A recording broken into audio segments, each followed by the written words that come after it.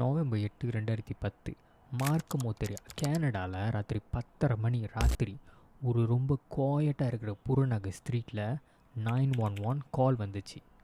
அது வந்து Jennifer pen, ஒரு 24 வயசு பொண்ணு. வாய்ஸ் ஃபுல்லாக ஒரு பேனிக் மூட்டில் இருந்திருக்கு. அவள் வந்து கத்துறா, அழுந்துக்கிட்டே இருக்கா அந்த காலில். ஜெனிஃபர் அதுக்கப்புறம் அந்த ஆப்ரேட்டர்கிட்ட என்ன சொல்லியிருக்கான்னா, என் வீட்டுக்குள்ளே இன்ட்ரூடியூஸ்னால் வெளியாளுங்க பிரேக் பண்ணி உள்ளே வந்துட்டாங்கன்னு சொல்லியிருக்கா. ஆனால் அவளை டாய் பண்ணியிருக்காங்களோ, டாய்னா அவளை கட்டி போட்டிருக்காங்களோ, அவளோட பேரண்ட்ஸை ஷூட் பண்ணியிருக்காங்களோன்னு சொல்லியிருக்கா. ஆனால் இதெல்லாம் முழுக்க சுத்த போய். ஜெனிஃபர் எப்படி ஒரு ஸ்டேஜுக்கு அப்புறம் தன்னோட பேரண்ட்ஸே ஹிட்மேன் ஹையர் பண்ணி கொல்லணும்னு பிளான் பண்ணினா, இதை நம்ம புரிஞ்சுக்கணுன்னா அவளோட சைல்ட்ஹுட் ஸ்டோரிக்கு போகணும். ஜெனிஃபர் பிறந்தது 1986. வியட்நாமிஸ் சைனீஸ் இமிக்ரெண்ட்டுக்கு தான் பிறந்திருக்கா. அவளோட அப்பா பேர் வந்து ஹுய் ஹேன் அண்ட் அம்மா பேர் வந்து பீச் ஹாப்பான். இவங்க 2 பேரும் கனடா போனப்போ அவங்கக்கிட்ட ஒன்றுமே இல்லை, லிட்ரலி நத்திங். அவங்க ரொம்ப கஷ்டப்பட்டு நல்ல லைஃப் பில்ட் பண்ணாங்க. அப்பா ஹான் வந்து ஒரு டூல் அண்ட் டை ஃபேக்டரியில் வேலை செஞ்சுக்கிட்டு இருந்தார். அதே சமயத்தில் அவங்க அம்மா வந்து ஒரு மேனுஃபேக்சரிங் பிளான் கம்பெனியில் வேலை செஞ்சுக்கிட்டு இருந்தாங்க. இது ஒரு ப்ளூ காலர் சட்டைன்னு சொல்லுவாங்க. ப்ளூ காலர் வேலை, ஒரு 24 மணி நேரம் 24/7 சாக்ரிஃபை பண்ணுற ஒரு வேலை. பல இமிக்ரெண்ட் மாதிரி தான் இவங்களுக்கும் ஒரு ட்ரீம்ஸ் இருந்திருக்கு. என்னென்னா அவங்க கிட்ஸ் வந்து சக்ஸஸ் ஆகணும். ஸோ அவங்க சஃபர் பண்ண மாதிரி இவங்க சஃபர் பண்ணக்கூடாது, அப்படியே ஒரு எனர்ஜியில் தான் போய்கிட்டு இருந்துச்சு. ஜெனிஃபர் வந்து இவங்களோட ஒரு கோல்டன் சைல்டுன்னு சொல்லலாம். ஏன்னா இவளுக்கு 4 வயசு இருக்கும் போது தான் இவங்க கனடா வந்திருக்காங்க. அதுவும் ஏன் இவளோட லைஃப்பை சேஞ்ச் பண்ணணும்னு நினச்சி டிசைட் பண்ணி வந்திருக்காங்க. நான் உங்களுக்கு ஒரு கிளியர் பிக்சர் பெயிண்ட் பண்ணுறேன் ஜெனிஃபரோட சைல்ட்ஹுட் லைஃப் எப்படி இருந்துச்சுன்னு. ஃபஸ்ட்டு வந்து piano lesson. Every single day அவளுக்கு ஒரு பியானோ லெசன் இருக்கும். அதுவும் நார்மலாக ட்விங்கிள் அந்த மாதிரி சிம்பிளான பியானோ லெசனில், அது காம்படிட்டிவ் அளவான ஒரு பியானோ லெசன். ரெசிட்டர்ஸ் எக்ஸாம்ஸ் வேறு. அப்படின்னா ஒரு ஸ்மால் குரூப் ஆஃப் மியூசிஷியன்ஸ் அவங்க பியானோ வாசிப்பாங்க, அது ஒரு டீம் மாதிரிலாம். ஸோ அவளோட பேரண்ட்ஸ் என்ன எக்ஸ்பெக்ட் பண்ணாங்கன்னா, இவள் ஒரு கான்சர்ட் பியானிஸ்டாக ஆகுவான்னு. இது ஒன்றா. அடுத்தது வந்து ஃபிகர் ஸ்கேட்டிங். மார்னிங் 5 மணிக்கு ப்ராக்டிஸ். இதுவும் ரீக்ரியேஷன் கிடையாது, காம்படிட்டிவ். ஒரு ஒலிம்பிக் ட்ரீம் லெவல் எக்ஸ்பெக்டேஷன் வச்சுருந்தாங்க. ஸ்கூல் சொல்லவா வேணும், ஸ்ட்ரெயிட் ஏஸ் 90s மேலே தான், 90 மார்க் மேலே தான். குறவாக வாங்கினா அன்எக்ஸ் ஒத்துக்க மாட்டாங்க. இதில் ஒன்று புரிஞ்சுக்கணும், அவளோட பேரண்ட்ஸ் அவள் சக்ஸஸ் ஆகணும்னு விரும்பலை, டிமாண்ட் பண்ணாங்க. இப்போ நீங்கள் யோசிக்கலாம், கார்த்தி ஸ்ட்ரிக்ட் பேரண்ட்ஸ் வந்து நார்மல் தானே, இப்படி தானே டிசிப்ளினாக இருப்பாங்க. ஆனால் இது வந்து கண்ட்ரோல். இது வந்து டைகர் பேரண்டிங், ஒரு எக்ஸ்ட்ரீமான டைகர் பேரண்டிங் அளவுக்கு போச்சு. ஜெனிஃபருக்கு ஃப்ரீடம் இல்லை, ஸ்லீப் ஓவர்ஸ் இல்லை, ஃப்ரெண்ட்ஸ் கூட வெளியே போக முடியாது, முக்கியமாக டேட்டிங் பாய் ஃப்ரெண்ட்ஸ் வாய்ப்பே இல்லை. அவளோட ஃபுல் லைஃப் ஒரு விஷயத்துக்காக ஸ்ட்ரக்சர் பண்ணப்பட்டுச்சு, அதுதான் பர்ஃபெக்டான டாட்டராக மாற. பட் ஹியர்ஸ் தி திங், அவள் ஜென்யூனாக சக்ஸஸ் ஆகிருக்கலாம், ஏன்னா அவள் டேலண்டட், அவள் ரொம்பவே ஸ்மார்ட். பட் இந்த ப்ரெஷர்னால் அவள் constant fear of disappointing our parents. அவள் திடீர்னு ஃபெயில் ஆகிட்டா அவரோட பேரண்ட்ஸ் என்ன நினச்சிப்பாங்க, டிஸப்பாயிண்ட்டாக ஆயிடுவாங்க. அதை நினச்சி அதுதான் அவளை பிரேக் பண்ணிச்சு. யோசிச்சு பாருங்கள், நீங்கள் எவ்ரி சிங்கிள் டே வாழ்கிறீங்க. நீங்கள் ஒரு தப்பு பண்ணால் கூட நீங்கள் ஃபெயிலியர்னு நீங்கள் ஃபீல் பண்ணணும். உங்கள் பேரண்ட்ஸ் உங்கள் காதில் மட்டும் இல்லை, உங்கள் கண்ணுலேயும் வந்துட்டு போகிறாங்க. ஏன்னா நீங்கள் கண்டிஷன்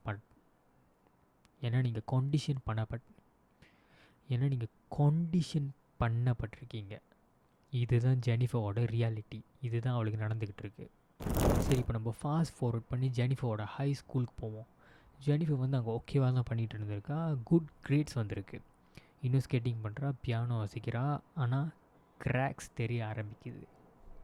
11th கிரேடில் இவளுக்கு ஒரு நீ இன்ஜுரி வருது. இது வந்து இவளோட ஃபிகர் ஸ்கேட்டிங் கேரியரே க்ளோஸ் பண்ணிடுச்சு. அண்ட் காய்ஸ், இது வந்து அவளை டெவஸ்டேட் பண்ணிச்சு.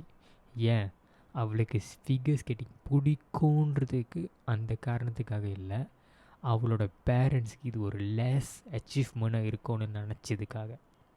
அப்புறம் போக போக ஸ்கூல் கிரேட் ஸ்லிப் ஆக ஆரம்பிச்சிருக்கு. ஃபெயில்லாம் இல்லை, வெறும் 70-80 மட்டும் தான் வந்திருக்கு. மோஸ்ட் பேரண்ட்ஸுக்கு இது வந்து லைக் நார்மல், நல்ல மார்க் தான். ஆனால் இவளோட பேரண்ட்ஸுக்கு ஒத்துக்க மாட்டாங்க. இப்போ தானே ஜெனிஃபர் ஒரு டிசிஷன் எடுக்கிறா. ஆனால் இது வந்து அவளோட நெக்ஸ்ட் 8 இயர்ஸுக்கு போயிடும். ஜெனிஃபர் என்ன பண்ண ஆரம்பிக்கிறான்னா, ரிப்போர்ட் கார்டை ஃபார்ஜ் பண்ண ஆரம்பிக்கிறா. ஃபார்ஜ்னா ஏமாத்துறா. இது எவ்வளோ டீப்பாக போணுச்சுன்னு நான் எக்ஸ்பிளைன் பண்ணுறேன். அவள் வந்து அவளோட ரிப்போர்ட் கார்ட்ஸை எடுப்பாள், ஸ்கேன் பண்ணுவாள், ஃபோட்டோஷாப்புக்கு போய் கிரேட்ஸை சேஞ்ச் பண்ணுவாள். அப்படின்னா அந்த ஏபிசிலாம் வரும் தெரியுமா, அதை மாற்றுவா, ப்ரீனோம் பண்ணுவா, வீட்டுக்கு கொண்டு வருவா. அதுக்கப்புறம் பேரண்ட்ஸ்கிட்ட கொடுத்து ப்ரேஸ் வாங்குவா. ப்ரேஸ்னால் வாழ்த்து வாங்குவா, வெரி குட். அவளுக்கு வந்து அது ஒரு ரிலீஃபாக ஃபீல் ஆகும், லைக் டெம்பரரி ரிலீஃப். ஆனால் அப்புறம் போக போக ரொம்ப வேர்ஸ்ட் ஆகிடுச்சு. என்னென்னா யூனிவர்சிட்டி அப்ளை பண்ணுற டைமில் ஜெனிஃபர் அவளோட பேரண்ட்ஸ் கிட்ட என்ன சொல்கிறான்னா, ரேசன் யூனிவர்சிட்டியில் அவளுக்கு வந்து ஃபார்மகாலஜிக்கு அக்செப்ட் ஆகிருக்கான்னு. இது வந்து ரொம்ப பிக் டீலில். ஒரு இம்மிக்ரெண்ட்டுக்கு அவங்களோட டாட்டர் வந்து ஒரு ஃபார்மகாலஜி ஒரு ஃபார்மசிஸாக இருந்தால் எப்படி இருக்கும்? அது ஒரு நல்ல இதுதான். ஃபார்மகாலஜின்னு என்னென்னு கேட்பீங்க. அது வந்து என்னென்னா ஸ்டடி பண்ணுவாங்க ட்ரக்ஸ் அண்ட் கெமிக்கல் இஃபெக்ட் வந்து லிவிங் திங்ஸ் எப்படி பாதிக்கும்னு. ஸோ அதை பார்த்துட்டு அந்த நோயை எப்படி டேக்கிள் பண்ணணுன்னு ஒரு ப்ராடக்ட் செய்வாங்க, ஐ மீன் ஒரு மருந்து. அதுதான். இப்போ நீங்கள் கேட்பீங்க, அவள் வந்து யூனிவர்சிட்டிக்கு அக்செப்ட் ஆகிட்டா, இப்போ என்ன பண்ணுறான்னு. கைஸ், அவள் அக்செப்ட் ஆகலை, ரிஜெக்ட் ஆகிட்டா. இதை சொல்ல முடியாமல் மறைச்சிட்டா, பொய் சொல்லிட்டா. இப்போதான் கதையே சூடு பிடிக்கும். அடுத்த 2 வருஷம் ஜெனிஃபர் யூனிவர்சிட்டிக்கு போகிற மாதிரி நடித்தா. நான் ரிப்பீட் பண்ணுறேன், ஃபுல் 2 வருஷம். காலையிலே எழுந்திரிப்பா, ட்ரெஸ் பண்ணுவா, பேக் மாட்டுவா, பேரண்ட்ஸ்கிட்ட டாட்டா சொல்லுவா, வீட்டை விட்டு வெளியே போவா. எங்கே போவான்னு நினைக்கிறீங்க? Public libraries, coffee shop. Full day time pass பண்ணுவாள். அப்புறம் ராத்திரி வீட்டுக்கு வருவாள். கிளாஸ் எப்படி போணுச்சுன்னு பேரண்ட்ஸ்கிட்ட ஒரு கதை சொல்லுவாள். அதுக்கப்புறம் கைஸ், அவளோட டைம் டேபிள், அந்த காஸ் கேலண்டர், அதை கூட மேக்கப் பண்ணியிருக்கா. அந்த ப்ரொஃபஸர் நேம், சப்ஜெக்ட் எல்லாமே போய். அண்ட் கைஸ், அவள் ஒரு ஸ்டடி குரூப்ஸ் கூட இன்வைட் பண்ணியிருக்கா. ஒரு லாய்க்கு ஒரு கமிட்மெண்ட் பண்ணியிருக்கா தெரியுமா? அது வந்து வேறு லெவல். இன்னொரு ஹார்ட் பிரேக்கிங்கான விஷயம் என்னென்னா, இது வந்து அவள் வேணும்னே பண்ணல. அவள் பயந்துட்டு அவளோட பேரண்ட்ஸ் என்ன நினச்சிருவாங்க, அந்த ரியாக்ஷன் எப்படி இருக்கும். ஸோ அவங்கள டிஸப்பாயிண்ட் பண்ணுறதுக்கு பதிலாக அந்த பொய்யிலே வாழ்கிறது இன்னும் பெட்டர் நினச்சிருக்கா. ஆனால் இருங்க பாய், கதையை இப்போ தான் சூடு பிடிக்குது. 2 வருஷம் கழிச்சு ஜெனிஃபரோட அப்பா அம்மா என்ன கேட்டிருக்காங்கன்னா, கிராஜுவேஷன் இல்லையான்னு கேட்டிருக்காங்க.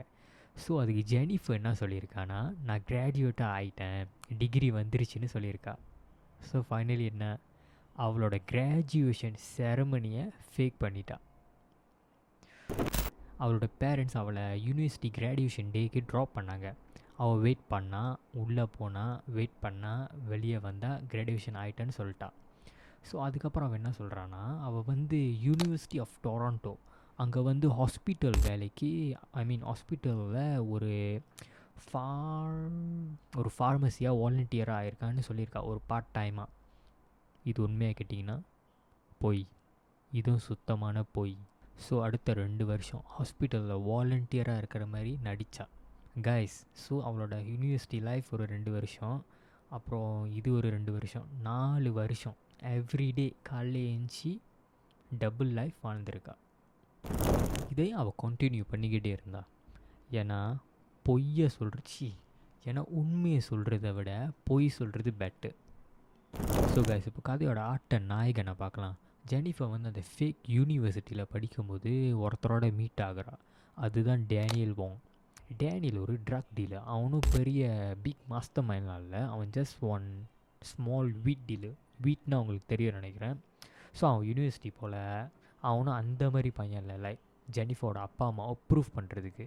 ஸோ இதனால தான் ஜெனிஃபர் வந்து அவன் மேலே ஃபாலோ ஆனான், ஐ மீன் லவ் பண்ணான்.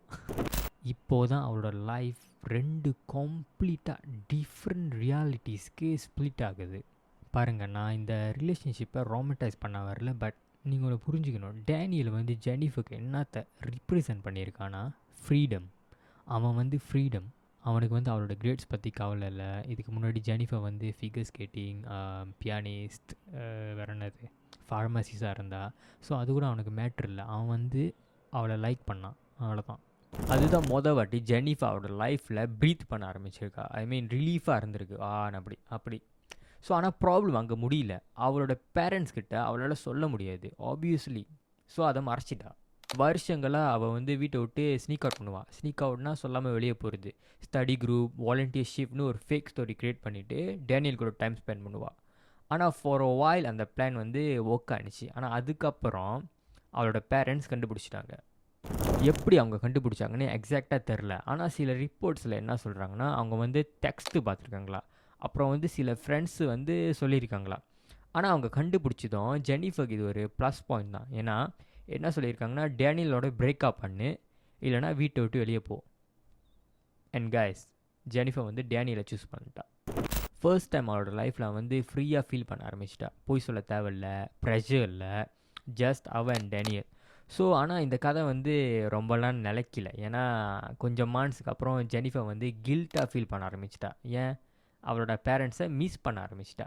அவளோட ஒரு பார்ட்ஸ் ஒன்றும் அவங்களோட பின்னாடியே இருக்குது. அவங்க வேணும்னு இருந்திருக்கு. ஸோ இப்போ அவள் திரும்ப வீட்டுக்கு போயிட்டா. ஆனால் கதை இங்கே தான் வேறு மாதிரி போகும். என்னென்னா, அவள் வீட்டுக்கு வந்தோன்னே சொல்கிறா அவளோட பேரண்ட்ஸ்கிட்ட, நான் டேனியலோட பிரேக்கப் ஆகிட்டேன், ஸ்கூலில் ஃபோக்கஸ் பண்ணுறேன், ஒரு பர்ஃபெக்டான டாட்டராக திரும்ப மாறுறேன்னு. ஆனால் அவள் டேனியலோட பிரேக்கப்பே பண்ணலை. அவள் just gets better in lying. திரும்ப போய் சொல்ல ஆரம்பிச்சிட்டா. திரும்ப 3 லைஸில் வாழ்கிறான். அந்த 3 லைஸ் நான் என்னன்னு சொல்கிறேன். வந்து யூனிவர்சிட்டி போகிற மாதிரி நடித்தா. ரெண்டாவது வந்து ஹாஸ்பிட்டலில் வாலண்டியர் ஆகிற மாதிரி நடித்தா. மூணாவது வந்து பாய் ஃப்ரெண்டோட பிரேக்கப் ஆகிற மாதிரி நடித்தா. கைஸ், இதை பற்றி பேசுகிறதே மண்டை வலிக்குது. நினச்சி பாருங்கள், இதில் வாழ்ந்தா. அவளோட பேரண்ட்ஸ் இன்னும் கண்ட்ரோலிங் ஆகிட்டாங்க. என்னென்னா, அவளோட ஃபோனை ட்ராக் பண்ண ஆரம்பிச்சிட்டாங்க. அப்புறம் வந்து அவளோட மூவ்மெண்ட்டை மானிட்டர் பண்ண ஆரம்பிச்சிட்டாங்க. என்னென்னா, அவள் வந்து ஹாஸ்பிட்டலுக்கு உண்மையால வராளா இல்லையான்னு. ஸோ ஜெனிஃபர் மாட்டிக்கிட்டா, ட்ராப் ஆகிட்டா. ஆனால் இப்போது தான் அவள் மைண்டில் ஒரு ஐடியா வருது. என்னென்னா, அவளோட பேரண்ட்ஸை மர்டர் பண்ணிட்டா. சரி, இப்போ நம்ம கதையை சேட் புரோக்கன் கேர்லேருந்து கால்குலேட்டிங் கில்லருக்கு மாற்றுவோம். ஜெனிஃபர் ஜஸ்ட் அவளோட பேரண்ட்ஸை கில் பண்ணோன்னு திங்க் மட்டும் பண்ணல, பிளானே பண்ணிட்டா. ஸ்டார்டிங் 2010 ஜெனிஃபர் ஒரு ஓல்டு ஃப்ரெண்டோட மீட் பண்ணுறா. ஓல்டு ஃப்ரெண்ட்னா வயசான ஃப்ரெண்ட் இல்லை, ஒரு பழைய ஃப்ரெண்டு. ஸோ அவன் பேர் வந்து டேனியல் சி குவாங் வாங். இவன் வந்து அவளோட பாய் ஃப்ரெண்டோட ரிலேஷன்லாம் இல்லை, அவன் ஜஸ்ட் ஒரு ஸ்மால் கிரிமினல் டீமில் இருக்கான். ஐ மீன் க்ரூ பார்ட்டில் இருக்கான். அண்ட் ஜெனிஃபர் அவங்ககிட்ட என்ன கேட்குறான்னா, உனக்கு யாராச்சும் தெரியுமா, எனக்கு ஒரு ப்ராப்ளம், ஹெல்ப் பண்ணுன்னு கேட்டிருக்கா. ஸோ ஃபர்ஸ்ட் அவள் என்ன சொல்லியிருக்கான்னா, நீ யாராச்சும் ஹையர் பண்ணி என்னை கொன்று அவளே கொல்லணுமா. அவளுக்கு வந்து அந்த சூசைட் பண்ணுறதுக்கு கட்ஸ் இல்லையா.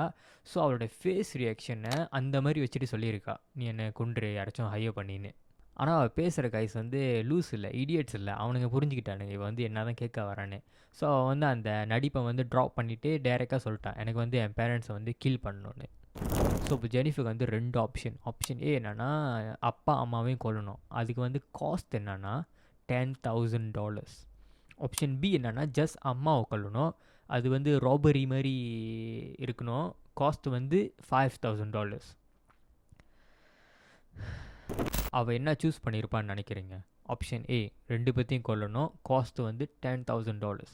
ஸோ இப்போ வந்து அவட்ட கேஷ் இல்லை. ஸோ அவன் வந்து அந்த ஹிட்மேன் கிட்ட என்னான்னு நெகோஷியேட் பண்ணுறான்னா, நீங்கள் பாருங்கள், நீங்கள் கில் பண்ணிடுங்க, அப்புறம் நான் வந்து அந்த கேஷ்லாம் ரெடி பண்ணுறேன்னு.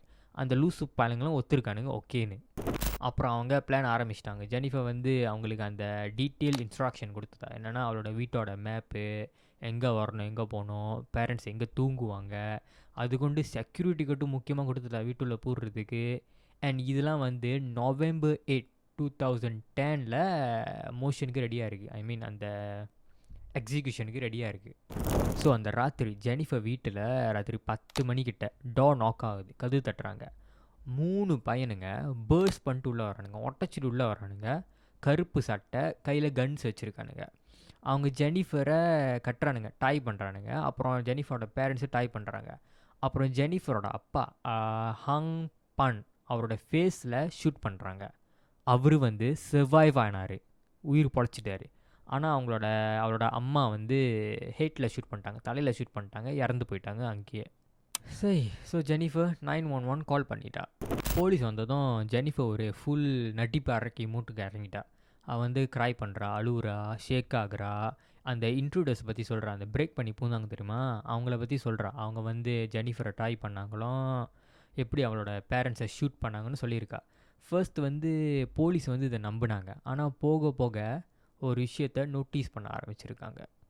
ஃபர்ஸ்ட் போலீஸ் வந்து என்ன நோட்டீஸ் பண்ணாங்கன்னா, ஜெனிஃபரோட அந்த கை கட்டப்பட்டுச்சு தெரியுமா, அது வந்து சந்தேகப்படுற அளவுக்கு லூஸாக இருந்திருக்கு. ஜெனிஃபர் வந்து ஈஸியாக வெளியாகலாம், அது ஒன்று. ரெண்டாவது வந்து அந்த வீட்டுள்ள பூந்தானுங்க தெரியுமா 3 பேர், எந்த ஜாமாவையும் எடுத்துகிட்டு போகல. அந்த ஜுவல்லரி, கேஷ், எலக்ட்ரானிக்ஸ், ஃபோன் எதுவுமே எடுத்துகிட்டு போகல. மூணாவது, ஜெனிஃபரோட ஸ்டோரி மாறிக்கிட்டே இருக்குது. அவள் சொல்கிற கதை, ஸ்மால் டீட்டெயில்ஸ் எல்லாமே மாறிக்கிட்டே இருக்குது. அது என்ன சொல்கிறாங்கன்னா, இனஃப் ரெட் ஃப்ளாக், சந்தேகப்படுற அளவுக்கு ஒரு சேஞ்சஸ் இருக்குது.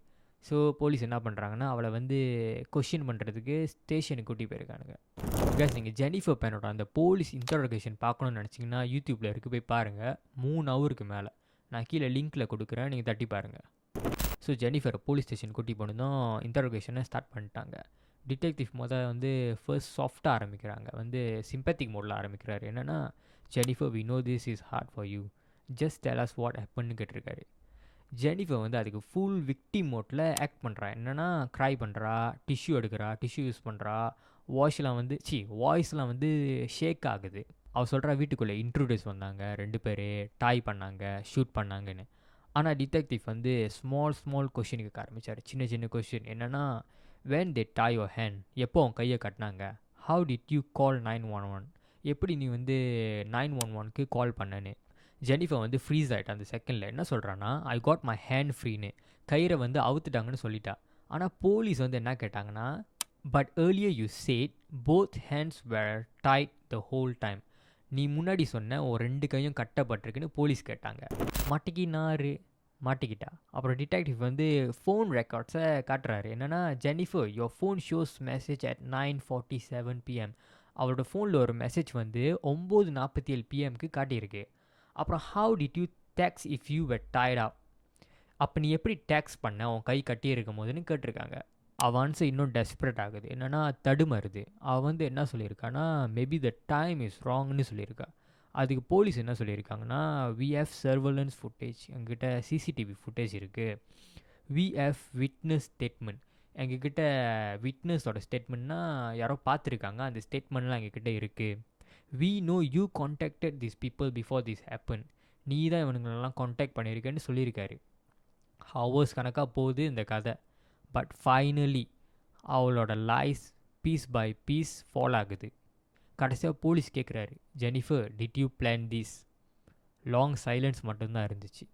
அப்புறம் என்ன, பிரேக் ஆகி என்ன சொல்லியிருக்கான்னா, I just wanted them to love மீன்னு சொல்லியிருக்கா. அண்ட் ஸ்லோலி எல்லா ட்ரூத்தையும் சொல்கிறேன். என்ன சொல்லியிருக்கான்னா, நான் தான் இது எல்லாத்தையும் பிளான் பண்ணேன், நான் தான் ஹிட்மேன் எல்லாத்தையும் காண்டாக்ட் பண்ணேன், நான் தான் இந்த செக்யூரிட்டி கோட், இந்த மேப் எல்லாத்தையும் கொடுத்தேன், நான் தான் எல்லாமே பண்ணேன்னு ஃபுல் கன்ஃபெஷன் கொடுத்துட்டா. ஸோ ஃபைனலி ஜெனிஃபர் பென் வந்து அரெஸ்ட் ஆனா. என்னத்துக்குன்னா, first degree murder and attempted murder சார்ஜில் 2014 கில்ட் வெர்டிக் வந்துச்சு. லைஃப் இன் ப்ரிசன் ஃபார் 25 இயர்ஸ்க்கும் பரோல் இல்லை. பரோல்னா ஜாமீனா. அவரோட அப்பா வந்து சர்வைவ் ஆகிட்டார், ஆனால் அம்மா வந்து இறந்து போயிட்டாங்க. ஸோ இதுதான் அந்த ரியல் ட்ராஜடி. இது எல்லாமே ஹேப்பனாகவே ஆயிருக்கானே, இதெல்லாம் நடந்திருக்கே வேணாம். ஸோ நம்ம ஜெனிஃபர் பென் பற்றி என்ன நினைக்கிறோம்? இவள் வந்து ஒரு கோல்டு பிளட் கில்லரா, இல்லைனா இவளுக்கு நடந்த அந்த சர்க்கம்டான்சஸ், இவளுக்கு நடந்த அந்த விஷயம் வந்து இவளை ஒரு தப்பான டிசிஷனுக்கு இன்வால்வ் பண்ணிச்சா? நான் என்ன நினைக்கிறேன்னா, இவளுக்கு நடந்த விஷயம் ஓரளவுக்கு தப்பு தான், பட் அவள் எடுத்த டிசிஷன் வந்து சரியில்லை. ஐ மீன், இவ அந்த அளவுக்கு போயிருக்க வேணாம். இவன் வந்து வீட்டை விட்டு வெளியே போனா திரும்ப டேனியலோட, அவள் அப்பயே போயிருக்கணும். அவள் திரும்ப வந்து இந்த மர்டர் பண்ணுற அளவுக்கு இன்வால்வ் ஆகிடக்கூடாது. இது வந்து மன்னிக்க முடியாத ஒரு தப்பு தான். இன்ஸ்டெட் ஆஃப் மர்டர் அவள் வந்து தனியாக போயிட்டு அவளோட லைஃப்பை வந்து நல்லா பில்ட் பண்ணியிருக்கலாம். ஸோ கைஸ், நீங்கள் கமெண்டில் சொல்லுங்கள், ஜெனிஃபர் பென் வந்து இந்த சிம்பத்திக்கெலாம் ஏற்றவளா, இல்லைனா அவளோட ஆக்ஷனுக்கு வந்து எக்ஸ்கியூஸ் இல்லைன்னு நினைக்கிறீங்கன்னா கமெண்டில் சொல்லுங்கள். நெக்ஸ்ட் வீடியோவில் பார்ப்போம். மறக்காமல் சப்ஸ்கிரைப் பண்ணிடுங்க, லைக் பண்ணிடுங்க. See you guys.